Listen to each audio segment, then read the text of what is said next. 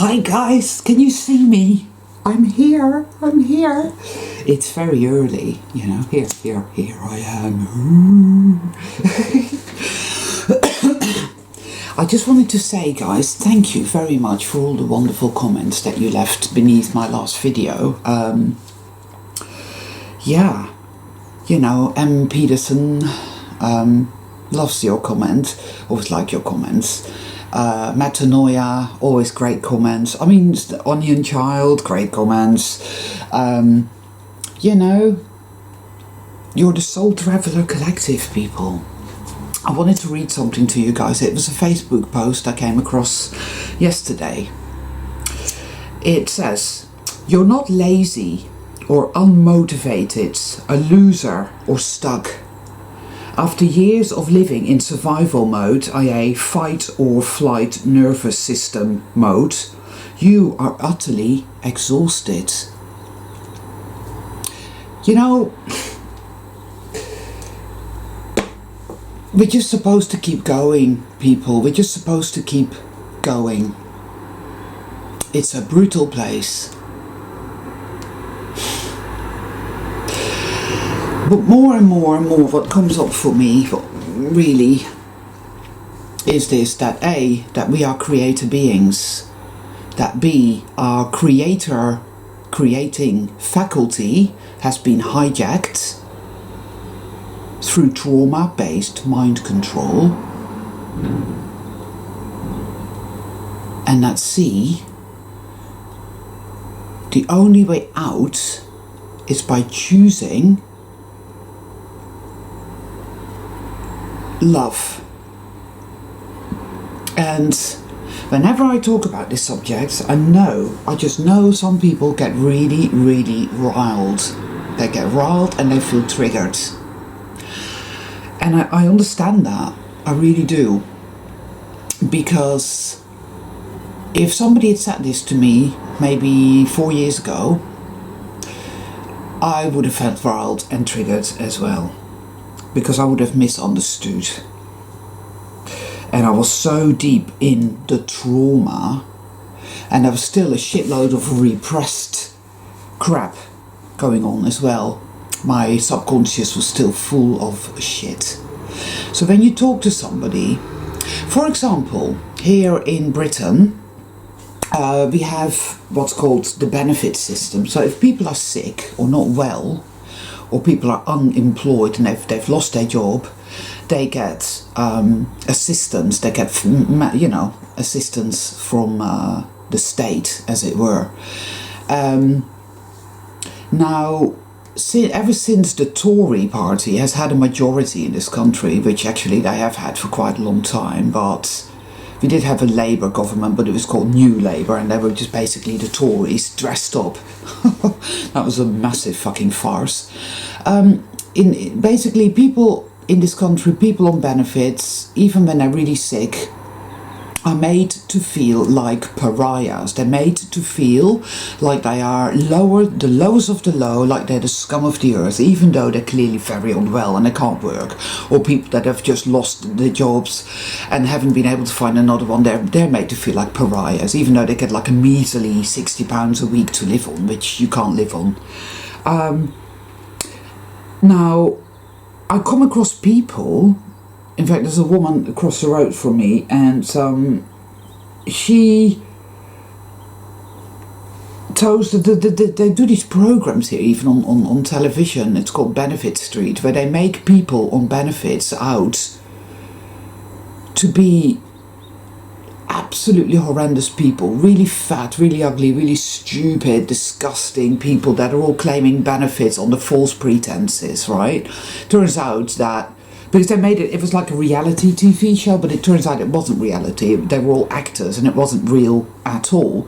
But the whole of Britain watched it, and lots of people, NPCs, going about it, oh, it's all real, all people on benefits are the scum of the earth. And now, of course, what they do to people on benefits is if they have to go for these so-called assessments every year, where they have to face this medical official who is not even a medically trained person, who asks them a set of questions from a computer screen, and treats them like absolute shit. It's all gaslighting, basically, from what I can gather. They are asked all kinds of really weird gaslighty questions to which they don't really have an answer, and then at the end of it, they're found to be fit for work, even when, say, somebody's in a wheelchair, somebody's got multiple sclerosis, or I don't know, whatever terrible cancer. There's people that are in hospital dying of cancer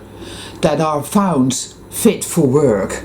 It's that sick in this country now. It's really, really bad. And basically what it comes down to is that the Tories don't want there to be a benefit system, and they don't want there to be a national health system either. They want people to have to pay for healthcare, which isn't even healthcare, it's death care. I spoke about this yesterday, right?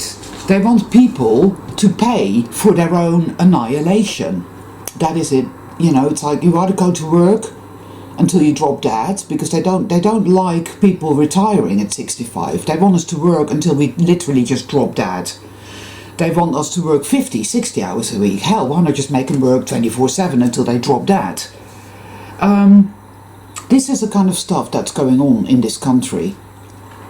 It's really scary. My friend's father was in hospital. He has prostate cancer, and he was given the wrong medication, which made him very sick. Then he needed sheets on his bed.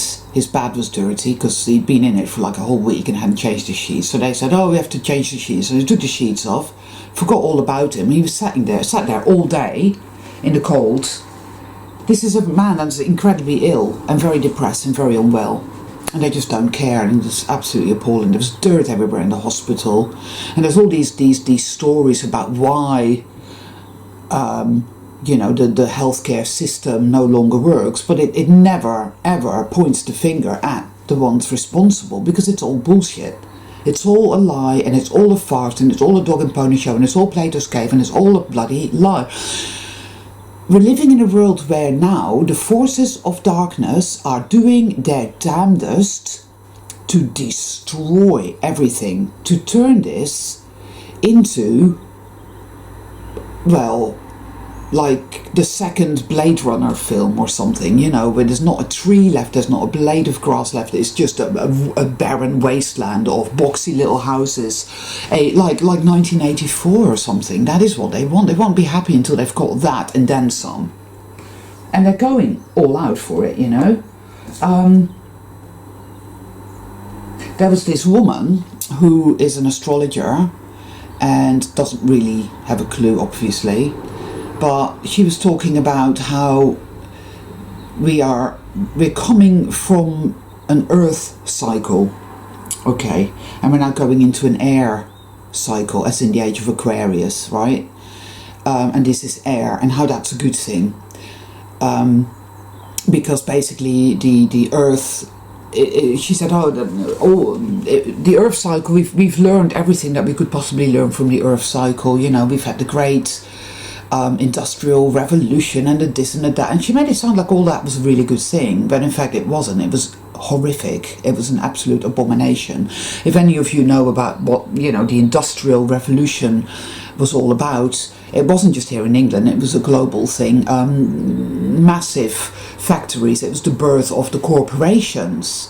And massive factories where children were worked to death. The workhouses, etc. It was an absolutely appalling time. It's when they laid loads of roads. It's when we had animals, horses were dying in the streets after, maybe working for 6 months, pulling those trams full of people. It was the beginning of mass production. It was a bit early for me, sorry guys, but it's when the trains, all the train tracks were laid everywhere, a shitload of pollution. It was a great rape and pillage, is what it was, and there was nothing good about it at all. It was appalling. It was really, really bad. People left the land en masse. Not that they were living in any good state on the land, because they had the in England we have what you call the big houses, the big estates, right? So you have these big mansions that were built in the 1600s and the 1700s and whatnot. And in that you would have,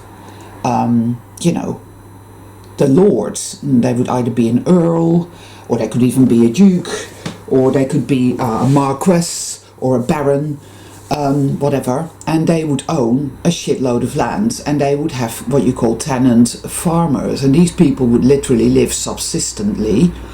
Their children would serve in a big house as scullery maids or parlour maids or whatever, ladies' maids, right? And that is the system that we had in this country. It's how it was for a very long time. These lords would not allow their people, their tenant farmers and their staff, they would not let them read or write. It wasn't allowed. If it was found out that you were reading and writing, that you were able to read and write and think for yourself, you were sacked and you were driven off your lands. Your land, by the way, was a tiny patch, right? It was like a quarter of an acre, not even that. It was absolutely tiny. So basically, this is the system that we had in this country, and the Industrial Revolution changed a lot. It changed everything because farming equipment became the norm, and so these people were no longer needed. These tenant farmers were no longer needed to do the work required. So they were kicked off the land by these landlords. So what do you do when you're kicked off the land? When your home is taken away and you're there with your kids, you're either going to starve or you're going to go to the cities. So they all thronged mostly to the north or to London. The north of England was especially industrial, and masses of people arrived in Manchester, and in Liverpool and places like that. And they were put to work. They used to go into the workhouses, and if they were lucky enough to find employment, which wasn't lucky at all, because you'd have to work 7 days a week, 12 hours a day, if not more. Your children had to go to work as well, and your lifespan was significantly reduced. I mean, any kind of quality of life these people had when they were still tenant farmers living in nature, still had a sense of community, whatnot, was all taken away. They were utterly traumatized, and then slowly but surely worked to death. This is our history. This is what happened to our ancestors.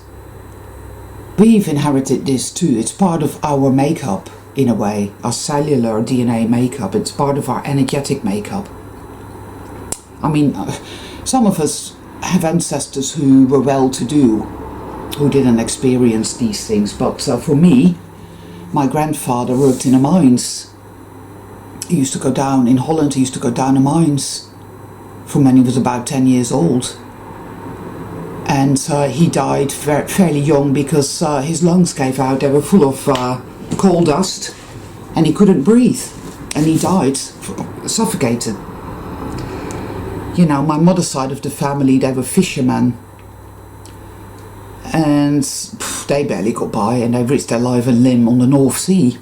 And the women used to go, whenever the man used to go out to sea and go fishing, because they had to, obviously. And if there was if it was winter time, and you have bad squalls on the North Sea, the women would know damn well there was a big likelihood their husbands would not be coming back, so they would go and stand on the dikes early in the morning and wait, and just stand there with their children in the freezing cold and wait for hours and hours and wait.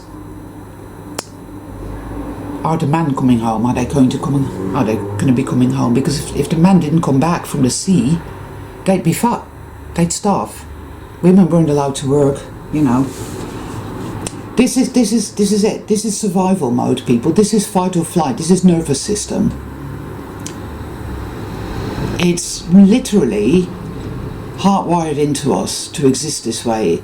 These tenant farmers and their children, the servants up at the big house, they had no idea that they were being fucked every which way possible. It didn't even occur to them. They were so manipulated and gaslit every inch of the way. They received absolutely no education. They didn't know how to read or write. They didn't know any numbers or anything at all. They didn't know how to think critically. They didn't know how to analyse. They were subjugated. They were slaves. It's as simple as that. And even now, today, I mean, and these people were proud of it, by the way. They were proud to be servants. They were proud to be subjugated slaves. Oh, you mustn't rise above your station. They would police one another, and if any of them so much as showed any signs of waking up and rebelling against the feudal system imposed upon them, they would en masse turn on that person, and that person would be either, you know, would be pushed back in the ranks because they'd be so afraid of the, you know, of the judgment and the anger and the rage of their compatriots, their fellow slaves, that, oh, better get back into line and keep my head down. Or they would simply leave. They would have to leave because their life wouldn't be worth living, because they'd be bullied and bullied and bullied. You're a troublemaker. You're a troublemaker. Shut up. Just do the work. Don't try and rise above your station. You know, these people are our betters. They're the quality. That's the word they used to use, the terminology they used to use for the you know, the landlords. They were called the quality. Our betters. Right? And this same way of thinking and feeling is still very much present in England today. I know this for a fact. It's a very classist country. It's very, very classist. So people on benefits are the lowest of the low. Everybody spits on them. Everybody thinks they're disgusting. And this is really played upon by the powers that be through television. They use television. It obviously is a tool of mind control. We all know that. But, you know, these programs like Benefit Street and whatnot. Well, there's a lot of these people that actually actively feel this. They feel worthless. They really feel that I'm lazy. I'm no good. I'm a worthless piece of shit. I shouldn't be on benefits. Yes, but you're actually really sick. I know. See? It's all imprinting and it's all programming, and these people actually really feel like shit. And what happens? They get sicker. They get even more sick because of it. And they have to go to these assessments, and they live their lives in fear every day. They live in abject fear. They're going to take my money away. They're going to take my money away, but I'm not well enough to go to work. Oh, what can I do? I'll say, oh my God. So they're even more depressed. They get even sicker. It's appalling. Right? Or people who go to work. Nobody gets sick pay anymore in this country now. Ever since 2008, with the banking crisis, which was all engineered, there was no crisis, ever. It was a hostile attack against us all just fake. Oh yeah, we have to have austerity because, the banks are in trouble. It's all bullshit, it never happened. It was like, okay, we need to make it extra hard, we need to really go for it, we need to make their lives an utter misery, we need to attack their consciousness. And that sort of brings me, rather than going on and on about what I've just been going on about, because we all, deep down, we all know this anyway. We can research all the facts and we can find out what it was all about and what's happened and what we've inherited and what our lives are like, and we all know what the masses around us, what they're like. You can get angry at them for it, but you know, it's programming people. It's not their fault. They can't help it. You know? We're not really in control of our own awakening, you know. The way I woke up, it was like, toof. But then again, I was semi-awake my whole life. Most soul travelers are. There's always something there, you know. Like a splinter in the mind. That's what Morpheus always says, isn't it? Soul travelers have that splinter in the mind from the minute we're born into this hostile realm. But to get to the point, what this all is about, people, just a minute, is a war for consciousness. Now, I used to be on this level. I used to be here with I used to be with this whole consciousness pathogen thing, and then I kind of diverted from that and went on a loop, but I'm really firmly back on track with that now, because every atom of my being, of course atoms aren't real, so don't misconstrue my words, you know, it's just a term of reference, every part of me feels resonant with that ultimately what this is a war for possession of our consciousness, and our consciousness is the Holy Grail. That is what it is. Our consciousness is the Holy Grail, people. It is the be-all and end-all of every fucking thing. It is the alpha and it is the omega, it is the up and it is the down, it's everything. It is the gold. And the one that has control of the consciousness controls everything. Do you see? So, soul travelers are powerful creator beings who, for some reason, enter this realm. I feel this is it's like a kind of school, but not really a school. It's about having an experience that deepens one's experience as a creator being, to forget you are a creator being completely, to enter this realm where you appear to be utterly powerless and utterly abused, and then to slowly but surely gain back your power, which means regain control of your consciousness. That is what I feel it is. So it is a quest for the Holy Grail. That is what I call it, and that is what I will call that. I will call it that from now on. This is a quest for the Holy Grail, because our consciousness is the Holy Grail. Now, why do they trauma-based mind control us? Why is this place the way it is? Well, it's to keep us trapped here, of course. Why did they do to Truman what they did to him, making his father fall overboard and drown? They did that so that he would never leave Sea Haven. What did he have to do to leave Sea Haven? He had to cross water. What is water? What does that stand for? Water stands for emotions. Water stands for the subconscious, the subterranean, the murky depths. We plumb the depths. That is what water is, right? He had to face his subconscious. He had to face his fears. He had to face that he was living in a fake reality, where nothing was what he thought it was, where he was doing that nice desk job, like his friend says, well, you're lucky you've got a desk job. I have to fill vending machines.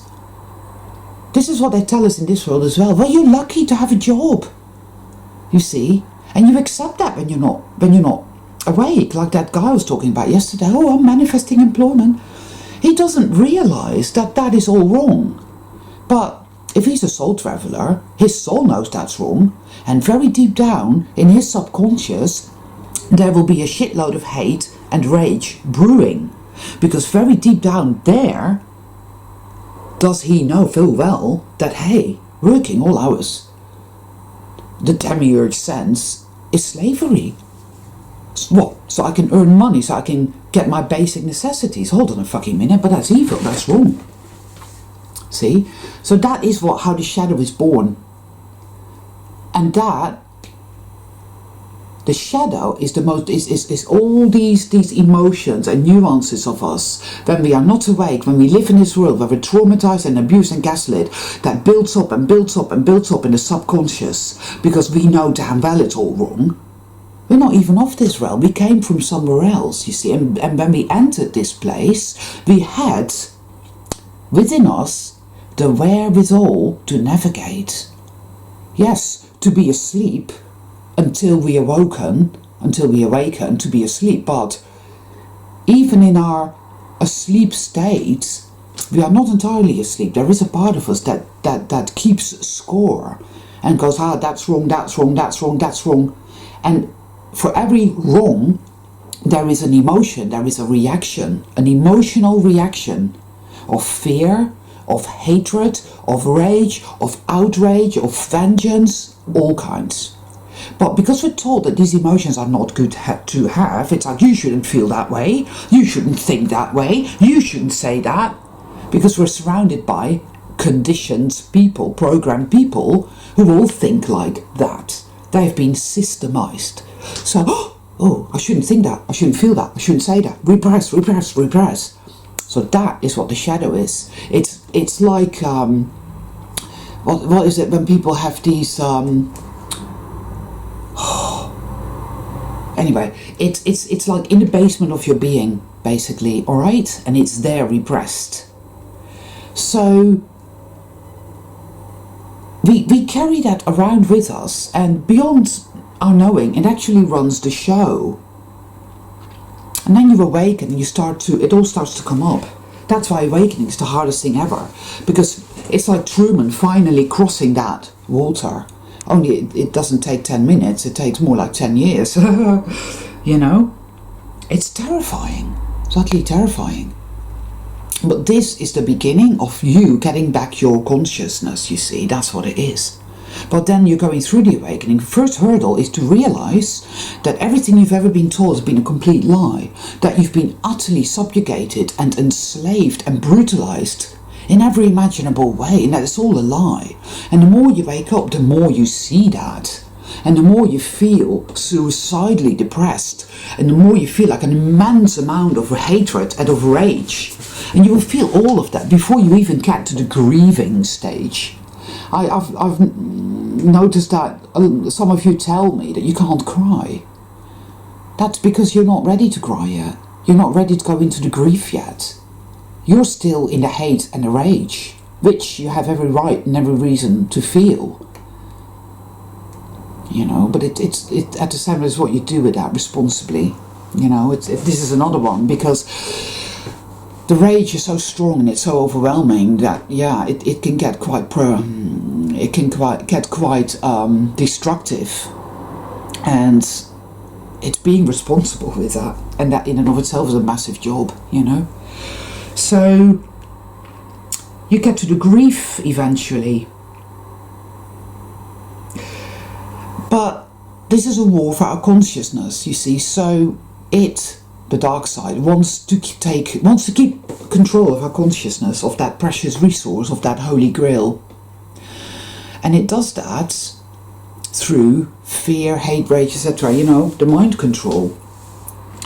Now, ultimately, that is what keeps us trapped in this level, on this level of manifested reality. You know, when I talk about, well, I have to run that risk assessment operation, I have to be afraid and I have to worry constantly, right? That's one element of it, where your mind simply can't help itself. It will throw up all these terrible scenarios. Oh, this could happen and that could happen, and oh my god, oh my god, oh my god. This happens for a hell of a lot of people. So that's one element of it. Constant fear, constant worry, constant agitation, right? Which leads to depression, which leads to illness. And then there's the hate and the rage and the vengeance. I want vengeance for what they've done to me. Again, the beings that are doing this to us, have done this to us, are beyond our reach. You know, the people, often enough, that have done this to us, because they themselves had it done to them, right, are beyond our reach, you know. And even when we do exact vengeance on those people, you'll find that it's not satisfactory at all. It doesn't satisfy. You know that you've just put more hurt into an already hurting, broken world. And as soul travelers, we didn't come here to do that, you know. We came here to heal. We didn't come here to hurt. So when we do that, because we're in so much pain, thinking it's going to give us some peace, then inevitably we find it really doesn't, you know. I know from experience. So how do we regain power over our own consciousness? How do we get back our own holy grail? Well, we have to do the unthinkable. We have to be ultimately defiant. We have to do that which feels completely counterintuitive. We have to do that which makes us feel incredibly unsafe. We have to do that makes our shadow recoil in horror. We have to choose the path of least resistance, and we have to choose the path of love. You see? Because if you really carefully think about it, love has not really featured at all in this horror story of your life so far, has it?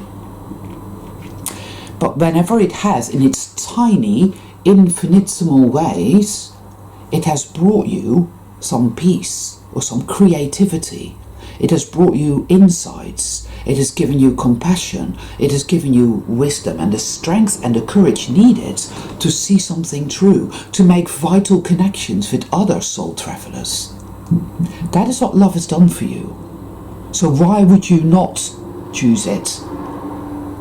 The dark side here, which is our shadow, but which is linked via like an almost umbilical cord to the dark generator, the archonic dark generator as it were, which is siphoning off its energy. It feeds on that, and in order for the archonic dark generator to feed off your shadow, it needs to constantly put more poison into you, into your consciousness. So our lives are very tough, and shit happens, and we are ill, and we're mentally ill, and we find shit happens that terrorizes us again and traumatizes us again. But this time, of course, every time we're traumatized, it works almost like homotoxicology, where you take some of the poison which then sets your body off to purging out a shitload of poison. So it's actually a good thing that works in our favor, but it doesn't feel that way. But that is how it is now. That is what's happening now. You see. But not until every last soul fragment has been released, has been healed and brought back into wholeness, will we be able to put our fingers around the Holy Grail that is our consciousness. We have to liberate our consciousness step by step, and it will take great courage and great determination and great commitment. And it isn't about enemy patterning. It isn't about fighting anybody. It's about fighting for the liberation of our consciousness, people, because it is within our consciousness that the seeds of reset lie, the great healing. You see? We choose love. And somebody, Raphael, he asked, how do I let go? How do I let go? And I thought that was a very good question. Because a lot of us, it's like back in the day when someone used to say to me, well, you need to go within. I used to think, what are you talking about? I need to go within. What, you want me to stick my finger on my nose? Is that it? I had no idea. But of course, by the by, I worked out exactly what it meant. Now, letting go is something you will know how to do when you're ready. And until you're ready, you won't really know. People used to say it to me, and I used to want to bash their brains in. The New Age says it all the time. Oh, just let it go, just let it go. And they make it sound like it's nothing, like, you know. But that's bullshit, of course. They just want to pretend there is no trauma. They just want to pretend the world is fine. Well, we know the world isn't fine, and there's a fucking shitload of trauma, people. Be gentle with yourselves, because you're a soul traveler. And you're traversing very dangerous terrain. Not dangerous ultimately, but dangerous in just the pain and the grief that you will have to work through. You know, letting go is something that you will be able to do when you get there, when you're ready, when you've worked through a shit load of hurt. And that will take time. And that will take courage, and you have that. You have the time, and you do have the courage, and you can do it. You are doing it.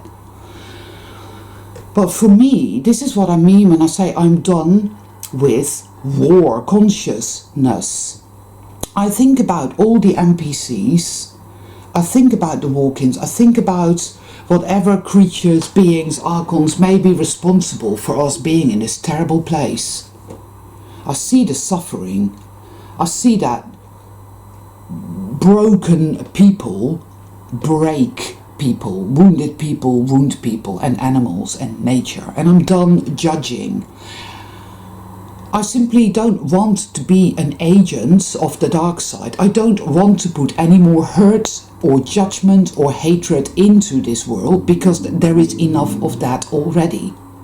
I have plenty of discernment to know what I'm dealing with when I'm meeting people. I've always felt protected. There have been incidents, yes, where I've come across great malevolence and great evil. And I've found that if I've hated it, I've become tied to it somehow. It has become, it's stuck like chewing gum in your hair or something. But when I see it for what it is, without getting entangled in it in any way, shape or form, and just say, I see that for what it is and I'm walking away, then I'm fine. Because I'm a creator being, I'm powerful, and I have good, powerful protection that walks with me every inch of the way. I know this beyond a shadow of a doubt. I know it. So yes, shit happens catalytically that purges out the poison within me. I've been doing that for years now. And whilst I don't have anything to show for it exactly materially speaking, consciousness-wise I have a shitload to show for it. Because I keep track of where I am. And I look back to where I was a year ago, 2 years ago, 10 years ago, and woo, wow. Big leaps, right? And that's what matters, people, because this is all about consciousness. It is. They want to keep our consciousness for themselves. They want to keep in control of our consciousness so that we, through our fear and our hatred and all that programming and all that insanity, keep recreating this misery, because this is where the virus lives, these creatures, this pathogen, call it what you will. None of these words are quite right for it. They're not, because there is no word for it. You know, so that's a bit difficult, but there we are. I'll do the best I can with that. It wants to live, people, and it can only live in this type of environment. It cannot live in an environment which is created by a clean, powerful, crystalline consciousness, which is what we truly are. And that is what we're doing here. We're getting it back. But it's an arduous process. It doesn't happen overnight. And we go through many nuances. And the path is straight, but sometimes we meander off the path and we go for a loop. We get lost a little bit and then we come back on again, and then we realize that all the mistakes and all the getting lost is actually valuable, good stuff, because it helps us, it shows us and gives us great understanding of what this is, you see. So letting go is something you will do when you're ready. Don't worry about it. Just be where you are at here and now, and know that you are a wonderful, wonderful soul, and that you're doing a very good job, and that it's okay. Raphael, you know.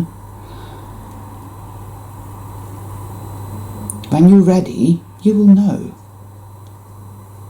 I'm sure you know, you've already been through fairies' layers anyway, and you know how things work. Give yourself credit. There's so much self-doubt, we just don't trust ourselves. That's what they've done to us, you know. It's like they've kneecapped us, you know, really. But hey, our kneecaps grow back, proverbially speaking. I trust myself now so much more than I ever have before, because every time my intuition tells me something, it pretty much pans out. Every time I have a vision or a gnosis about stuff, it pretty much pans out. I know it's the truth. But for a lot of us, you know, at first it's very, very hard, because we're surrounded by all the haters and the naysayers saying, oh no, reality's fine, everything's fine, and you're the one that's completely insane, you know. You're mad. Of course, that's bullshit. Anyway. Yeah. Love doesn't mean that you capitulate. Love doesn't mean that you tolerate the intolerable. It doesn't mean that you give up or that you give in. It doesn't. Love, in a state of love consciousness, you realize that you are powerful. You realize that you do not have to feed the darkness in any way or shape or form. That you can let it go. That you, all these mental aberrational behaviors. Oh, I must worry all the time and I must be afraid all the time because otherwise something bad's going to happen. Well, I feel much less inclined to do that now. It's as if I am allowing myself to let it go. No, I'm not doing that. It's like today I have to go to the dentist. I have a procedure to do with my gums. And there's a part of me that's still afraid, but I'm a lot less afraid than I would have been. I'm here feeling, okay, we'll just see what happens. And I have a sense of trust and a sense of faith that, yes, somehow it's going to be okay. There is a part of me that goes, well, you shouldn't even have to go through this in the first place. And of course, that is true. I know this realm is all about decay and trying to patch things up, knowing that inevitably they will decay again and again and again. And that is all wrong and that is an abomination and that I'm really angry about that. I also know that I want to transcend that shit and I will get my consciousness back. And so I focus on what truly matters here. Zero in on that. No more messing around for me. Love consciousness is this sense that I can trust because there is a powerful being inside of me, my true self, the sentinel. And I feel it more strongly now than ever before. And it's saying everything will work out, reset, the great healing, call it what you will, those are just fucking words, but this abomination will be sorted out when you are ready. And I'm getting there. I don't know how much longer it's going to be, but I tell you this much, I feel a damn sight better now that I'm able to allow myself to stop being afraid or to be afraid. I'm allowing myself to not be afraid all the time. I'm allowing myself to let go of the constant agitations and the constant worrying. I'm allowing myself to let go of the hatred. Oh, I hate that, and you're doing this and you're doing that to me, because again, that doesn't help me. My discernment of everything is powerful and it's very much intact and I see what's what. But how I react or respond is up to me, and I will respond only in a way that suits me and my highest goal. That is my choice. That is my power, you see? I'm no longer a helpless victim of all these torrid emotions raging. I'm now able to see that those are all parts of me, soul fragments as it were, soul retrieval. Like children that need to be brought home. And I've been doing this for years. And it's working very well for me. So whenever I encounter a part of myself that is in great pain and in great hatred, I understand exactly what that is. Or when I encounter parts of myself that just want to bludgeon me, where I attack myself with self-hatred, I understand exactly what that's about. There was quite a few years where I had no idea what to do with that. And so I used to externalize that. I used to say, oh, there's somebody doing that to me in that psychic attack, which in a sense I suppose it is, because I didn't make myself this way. However, it was up to me to heal it, to recognize it. Ah, see. Yes, you hate yourself because you've been told so many times that you're ugly, stupid, worthless shit, so you hate yourself. Soul retrieval work is amazing, and it really, really works. And again, you can look this up for yourself. You can do some research into that. You can go within yourself and feel it out. But whatever comes up emotionally can be embraced in a safe way. Hatred, rage can be expressed in a safe way that is not detrimental to those around us, right?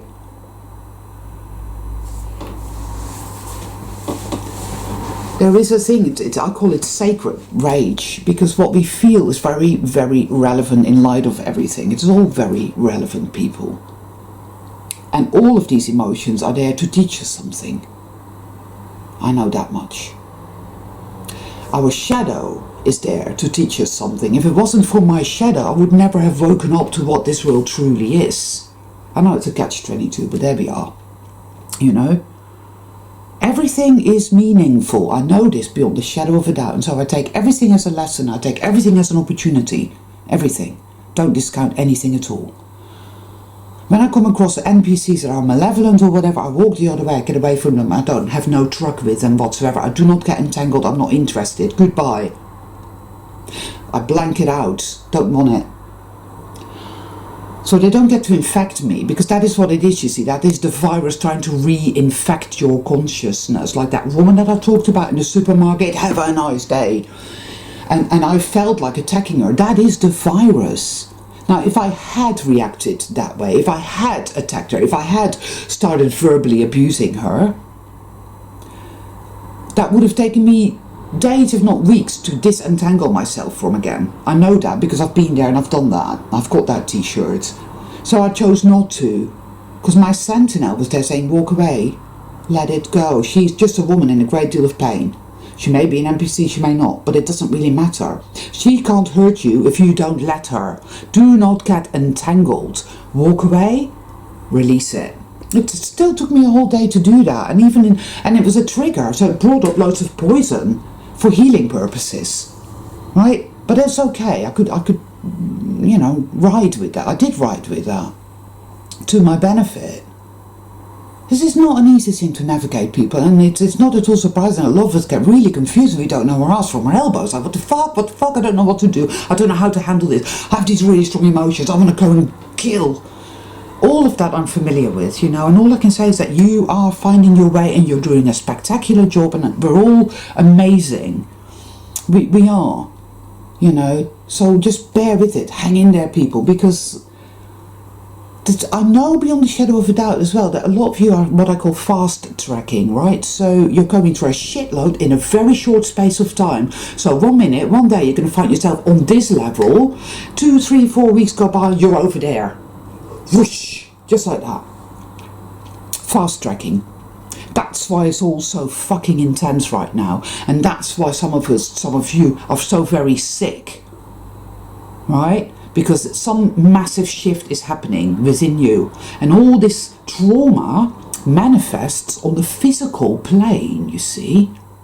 That is what it does. So you'll get very, very sick. You'll also find that it will heal. I do believe that. So, yeah, it's time to stand our ground. Like the warriors that we are here, people. This is, whew, wow. It's very intense. I mean, we sense the darkness in the world. It's palpable. It's overwhelming, but it can all be utilized for healing, and indeed it is. See, so it won't win. The light always wins. Love always wins. Always. It always does. You know. So all my love to all of you, and yeah, I'm going to call it a day there today, and have a little coffee now, I think. Yeah. Okay, baby boys and girls and whatever. That's just bollocks, isn't it? Me babbling on. It's like 7 o'clock now. Oh.